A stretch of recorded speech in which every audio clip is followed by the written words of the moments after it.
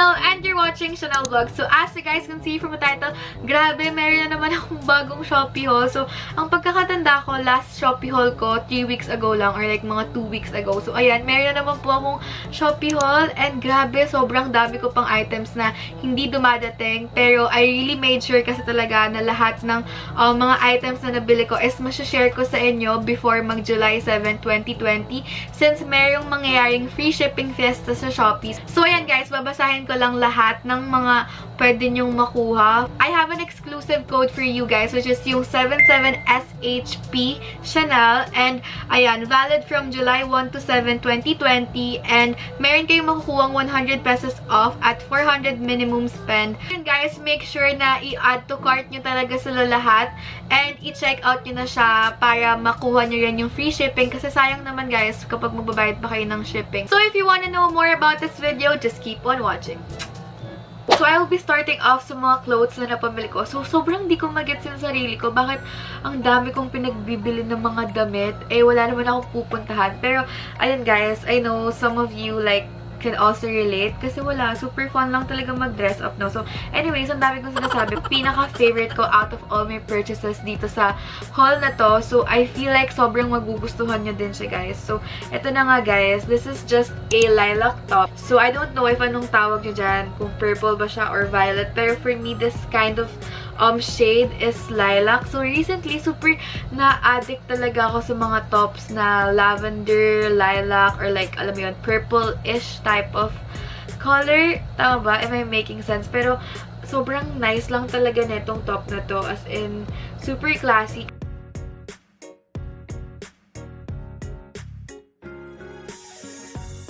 So, yung main reason kung bakit ko ito kinuha, although parang medj, ano na siya, diba? Parang mainstream.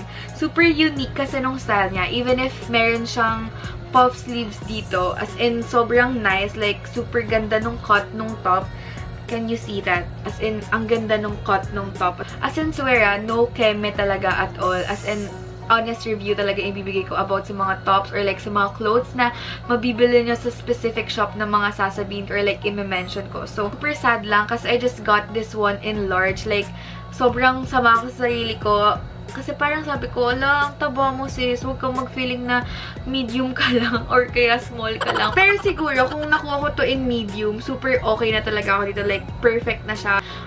Pwede mo siya magamit for like casual occasions or like sa mga formal occasions. Since yung color naman niya is like, presentable. Like, hindi talaga siya super popping. Ganun na parang, oh my gosh, bakit siya nakaganyan? Parang, anong trip niya? Hindi ka masasabihan ng ganun.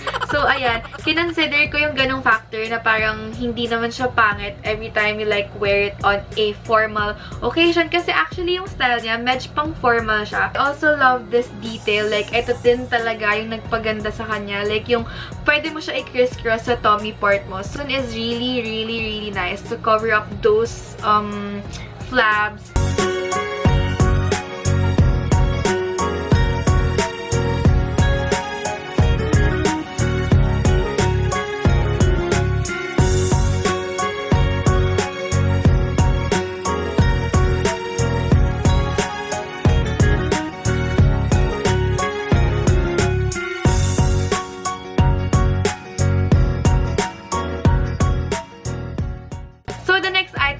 Be parang ganun din. Pero ito, plain white lang siya. So, ayan. Ang ganda neto kasi ito talaga yung pwede mo magamit for formal occasions. Kasi nakita niyo naman, super classy ng itsura niya. Like, effortless kapag sinuot mo to girl, as in, I feel like sobrang magpa-pop ka talaga.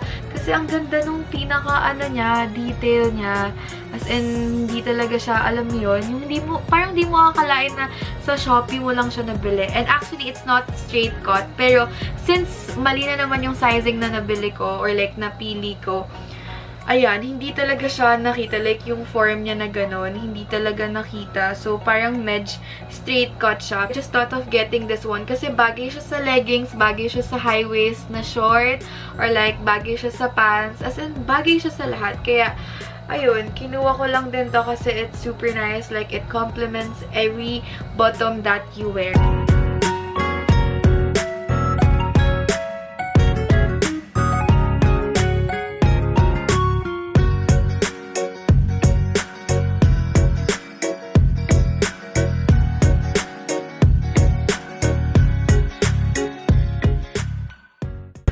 Parang, alam mo yun, ano siya, mesh ba tawag dito? Or like, ewan ko, basta yung ganitong kind of, yung parang see-through yung labas.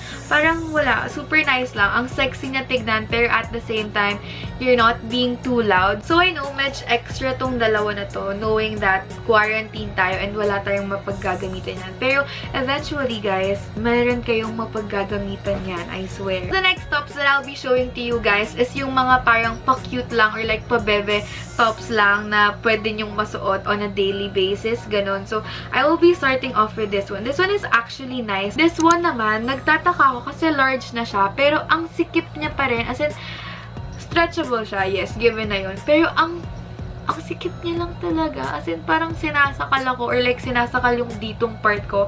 Ang ganda niya kasi talaga sana, kasi tignan niyo yung detail, merong heart dyan, tapos parang meron lang ding rhinestone, ganyan. So, ang ganda niya sana.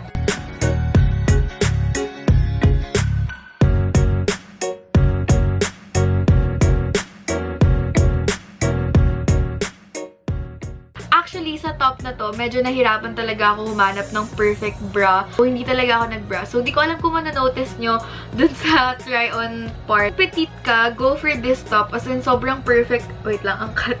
Sobrang perfect na ito sa'yo. So, for the next top, I just got this very cute top na merong cherry. So, super nice nung pinaka-cherry niya, guys. As in, nakatahi siya. And, ayan, ang ganda lang kasi hindi siya printed na, alam yun, mabubura din eventually. So, super nice nung pinaka-cloth. As you can see, I forgot the term, pero may tawag sa ganitong style eh. Pero, ayan, pagbasdan niya na lang, super ganda niya. As in, hindi siya yung typical sando na ang nipis. As in, sobrang nice, oh. Sobrang ganda nung pinaka-material na ginapit dito.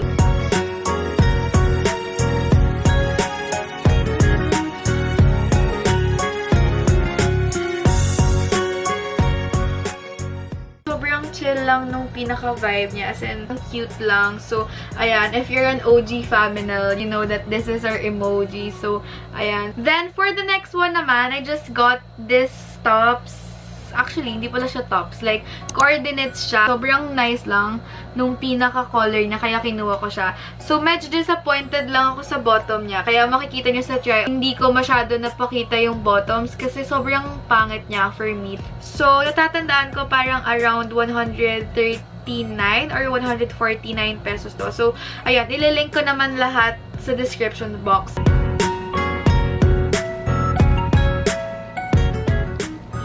For the price, it's really good kasi 100 plus lang or like 130 plus lang meron ka ng coordinates. Ito yung itsura niya, guys. Actually, skirt siya. Like, pa-skirt siya pero sa loob, shorts siya. So, ayan, meron akong teal tapos meron din akong black. So, actually, mas gusto ko yung black.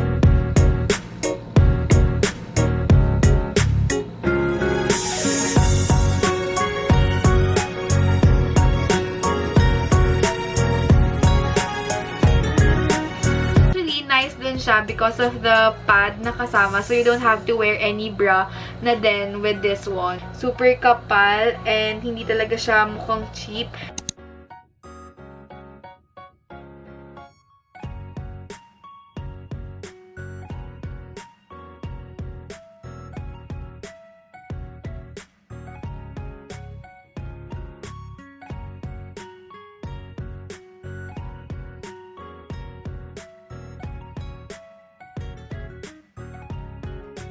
So, finally, I'm already done showing you guys yung mga clothes na pumili ko from Shopee. Now that we're done with the tops or like sa mga clothes, yung next na ipapakita ko sa inyo is yung mga bags. And I know that most of you are really waiting for this kasi shinare ko to sa Instagram story ko last night lang.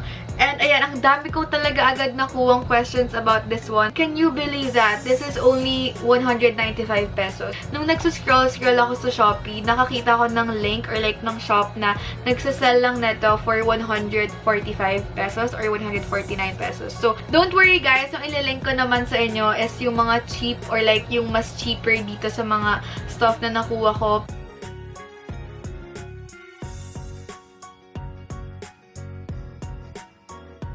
So, I'll be very honest with this bag kasi feeling ko maraming bibili sa inyo neto. Ayan, don't expect lang na sobrang ganda ng quality niya. Actually, nag-order pa ako ng ibang color neto since it's very, very nice. And grabe, for 149 pesos, imagine, meron ka ng ganitong bag and sobrang nice niya lang talaga. As in, kung hindi ka magiging maarte ng slides sa quality. Kasi girl, sobrang reasonable naman talaga nung quality niya for the price. Where, if makikita niyo naman siya,